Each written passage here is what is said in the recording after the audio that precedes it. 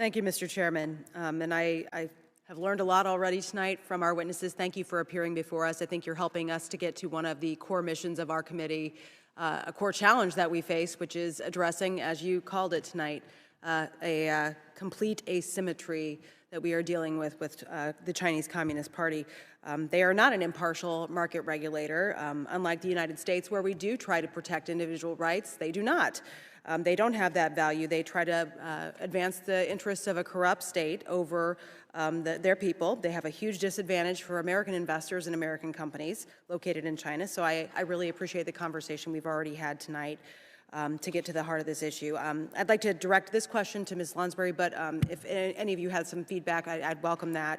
One of the top concerns, and I continue to hear about this from businesses in Iowa, but is related to IP theft, and we've already heard a little bit about that tonight. But this is not just large-scale businesses, this is also smaller-scale businesses that are bringing that concern to me, how they're trying to work within the patent and regulatory frameworks, but are met with that straight IP theft. And we know China is a massive economy. We've had discussion about why the interest would be there for people to want to try to access that, economy and tap into that market. But there are a lot of resources out there, but there's a huge challenge and a huge gap there. So I guess my question would be, what do you see as the top issue that Congress needs to do to tackle this? And we've heard some solutions tonight, but if there's one area where you would just zero in and say, this is what we should be doing, I'd welcome that recommendation.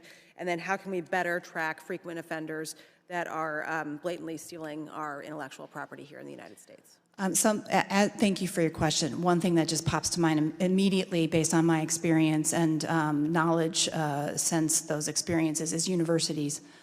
We're seeing a lot of, I have anyway, PRC nationals in universities, very high-tech universities that are then starting up, small, startups, tech startups.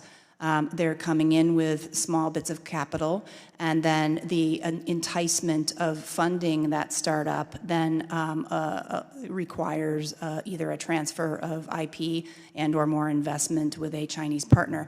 I think it's really important to take a closer look at the universities, how they are funded by the Communist Party, as well as the students and where they're going, and sort of the small business incubators that are coming out of those universities. So it comes down to follow the money again. Follow the money, yep. But also, yeah, follow the money. And I think the universities are, that's where this cutting, strategic, emerging industry, our cutting edge, technologies are coming out of. So really must take a closer look at how these universities are working.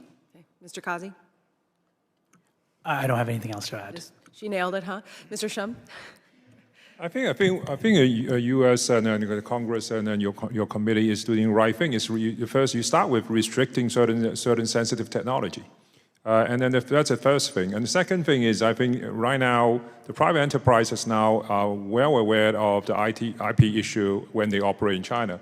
So the issue everybody is looking at is, so how much do I need to lose in order to have access to the market?